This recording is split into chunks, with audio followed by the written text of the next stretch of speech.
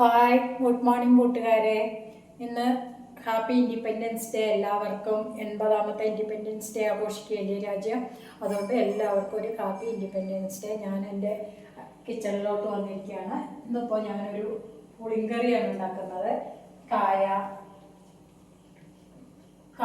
സവാള, പിന്നെ ഒരു ഉരുളക്കിഴങ്ങ്, ഒരു ചെറിയൊരു കഷ്ണം കുമ്പളങ്ങ, ഇത് മഞ്ഞൾപ്പൊടി ഉപ്പും ഇട്ട് വേവിക്കാൻ വെച്ചിട്ടുണ്ട്.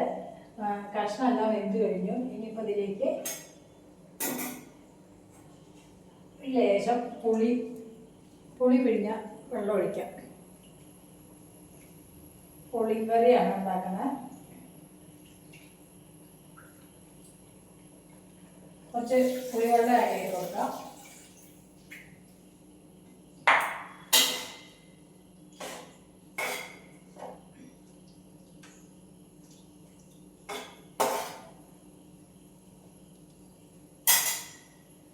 ഇപ്പോൾ സ്കൂളുകളിലൊക്കെ ഇൻഡിപെൻഡൻസ് ഡേ ആഘോഷങ്ങളൊക്കെ അല്ലേ. നമുക്ക് നമ്മുടെ കുട്ടിക്കാലമൊക്കെ ഓർമ്മ വരില്ലേ. ഞാനെല്ലാം കുട്ടിക്കാലത്ത് ആഗസ്റ്റ് 15 എന്ന് പറയുമ്പോൾ ഞാൻ കേരളശ്ശേരി ഹൈസ്കൂളിലാണ് പഠിച്ചിരിക്കുന്നത്. ആ ടൈമിൽ ഞങ്ങൾ 1 മണിക്കൂർ 1.25 മണിക്കൂർ നടന്ന് ആഗസ്റ്റ് 15 പങ്കെടുത്ത്, അന്ന് സ്കൂളിൽ നമുക്ക് പായസമൊക്കെ ഉണ്ടാവും. പായസം മിഠായി വിതരണമൊക്കെ ഉണ്ടാവും. അതെല്ലാം കഴിച്ചിട്ടാണ് വരിക അല്ലേ. നല്ലൊരു വൈബായിരുന്നു അന്നത്തെ കാലത്ത്. ഇന്ന് പിന്നെ മക്കൾ വരുന്നു, ബസ്സിൽ പോകുന്നു, സ്കൂൾ ബസ്സുകളിലൊക്കെ പോയി കറക്റ്റായിട്ട് പോകും. അങ്ങനെ ഈ കുമ്പളങ്ങ കായച്ചാറ് എന്ന് പറയുന്ന പോലെയുള്ള കായ പുളിങ്കറിയാണ്. ഇത് പുളി ഒഴിച്ച് തിളച്ച് വന്നിട്ടുണ്ട്. ഇതിലേക്ക് തേങ്ങ അരച്ചത് ആഡ് ചെയ്ത് കൊടുക്കണം.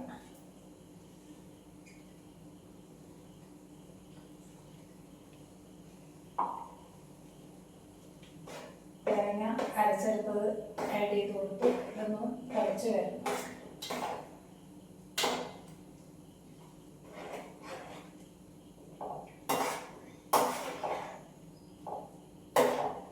ഞാൻ കൂടുതലും വെജിറ്റബിൾ കറീസാണ് പ്രിഫർ ചെയ്യുക. കാരണം നോൺ കഴിക്കാത്തത് കാരണം വെജിറ്റബിൾസാണ് കൂടുതലും കഴിക്കുക. ഒന്ന് തിളയ്ക്കട്ടെ.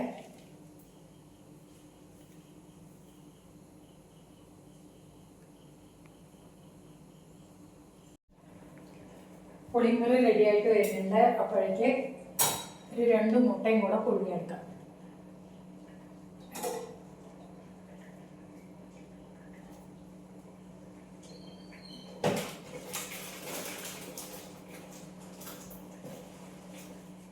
മുട്ട പുഴുങ്ങിയ തോട് വേഗം കിട്ടാൻ വേണ്ടിയിട്ട് കുറച്ച് കൂടുതൽ ഉപ്പ് ഇട്ട് കൊടുത്താൽ മതി. അപ്പോൾ തോട് വേഗം പൊളിച്ചെടുക്കാൻ പറ്റും. അല്ലെങ്കിൽ നമ്മൾ മുട്ട ഇതിലിടുകയാണെങ്കിൽ പിന്നെ തോട് പൊട്ടിക്കുമ്പോൾ ആ മുട്ട ഇങ്ങനെ പൊട്ടി വരും. അപ്പോൾ ഞാൻ എപ്പോഴും മുട്ട വേവിക്കുമ്പോൾ അതിൽ കുറച്ച് ആ വെള്ളത്തിൽ കുറച്ച് ഉപ്പും കൂടെ ആഡ് ചെയ്യാം.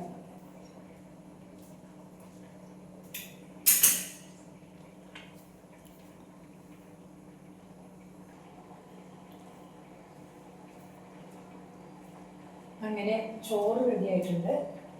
ചോറ് ഞാൻ ഇതിലേക്ക് പാത്രം വെച്ച് ഈ കുക്കറിന്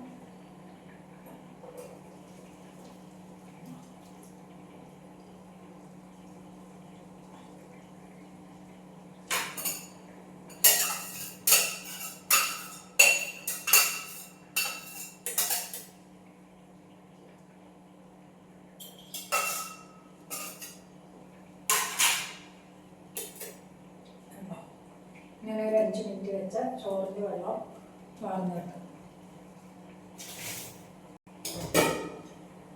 ചോറ് കുക്കറിലൊരു 3 വിസിൽ, 1 വിസിൽ ഹൈയിൽ വയ്ക്കുക, 2 വിസിൽ സ്ലോ ആക്കിയിട്ട് സിമ്മിൽ വെച്ചിട്ട് ചോറ് വിസിലടിക്കുക.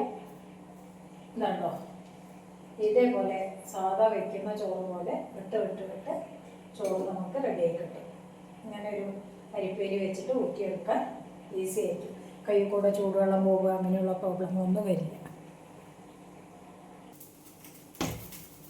ഇനി നമുക്ക് കറി ഒന്ന് കടുക് വറുത്ത് കൊടുക്കാം. ഓയിൽ വെച്ച് കൊടുത്ത്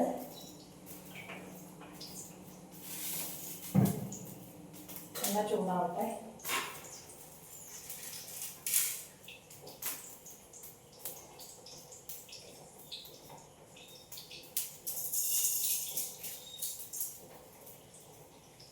ഇതിലെ കടുകും കൂടെ ഇട്ട് കൊടുക്കാം.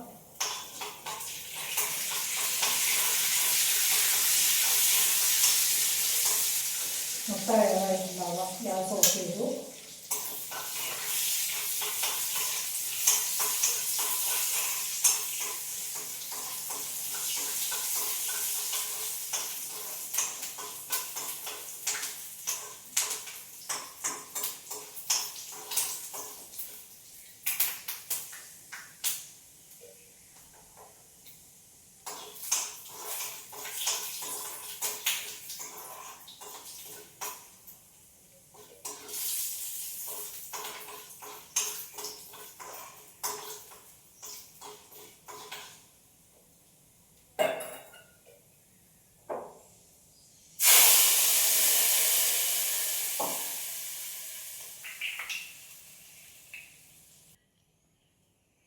ഇനി നമുക്ക് ബ്രേക്ക്ഫാസ്റ്റിലേക്കുള്ള പരിപാടികളാണ്.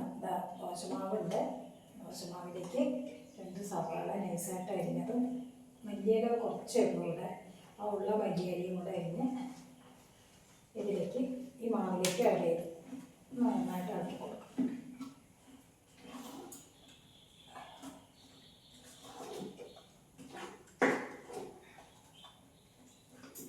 ഇനി പാൻ ചൂടായിട്ടുണ്ട്. ഇതിലേക്ക് ഓയിലിട്ട് കൊടുക്കും.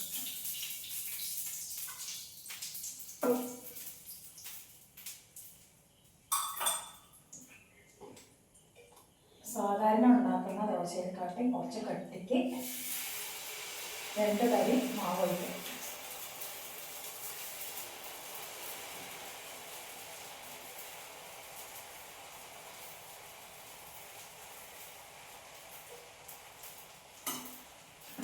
രണ്ട് തവി മാവ് ഒഴിച്ചിട്ടുണ്ട്. ഇനി ഇതിലേക്ക് കുമിളകൾ വരുന്നത് വരെ വെയിറ്റ് ചെയ്യാം. ദോശമാവിൽ ഓരോ ചെറിയ ചെറിയ കുമിളകൾ വരുമല്ലോ, അത് വരുന്നവരെ വെയിറ്റ് ചെയ്യും.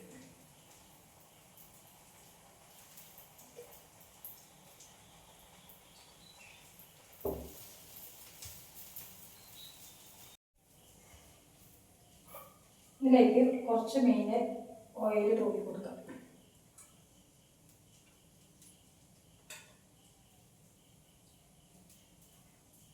ഒരുപാട് കയ്യിൽ വെക്കരുത്, കാരണം കരിഞ്ഞു പോകും. മേലെ ഓയിൽ തൂവി ഒന്ന് ചട്ടം കൊണ്ട് പ്രസ് ചെയ്ത് കൊടുക്കാം. കാരണം ഇതിലുള്ള ഉള്ളികളൊക്കെ അളന്ന് ചാടാതിരിക്കാൻ വേണ്ടിയിട്ട് ഞാനൊന്ന് ചെറുതായിട്ട് പ്രസ് ചെയ്ത് കൊടുക്കാം.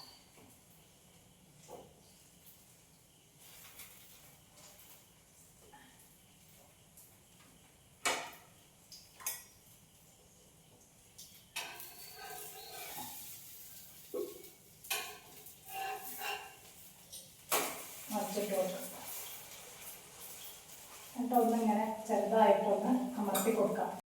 അപ്പോൾ എന്താ പറയുക, ഇതിലുള്ള സവാള എല്ലാം പുറത്ത് ചാടാതിരിക്കാൻ വേണ്ടി.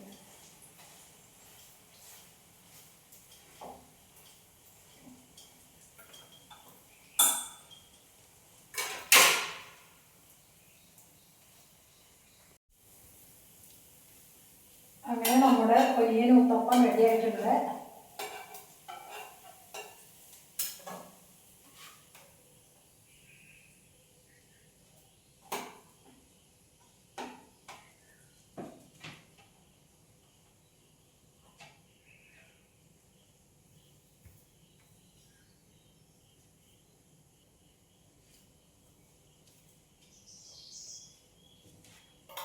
ഒനിയൻ ഉത്തപ്പം റെഡി ആയിട്ടുണ്ട്. നല്ല ഉള്ളി ചമ്മന്തി സാമ്പാറൊക്കെ കൂട്ടി കഴിക്കാം. ഇതാണ് ഒനിയൻ ഉത്തപ്പം, ചമ്മന്തി, 2 മുട്ട. ഇതാണ് ഇന്നത്തെ ബ്രേക്ക്ഫാസ്റ്റ്. അപ്പോൾ കൂട്ടുകാരെ, ബായ്.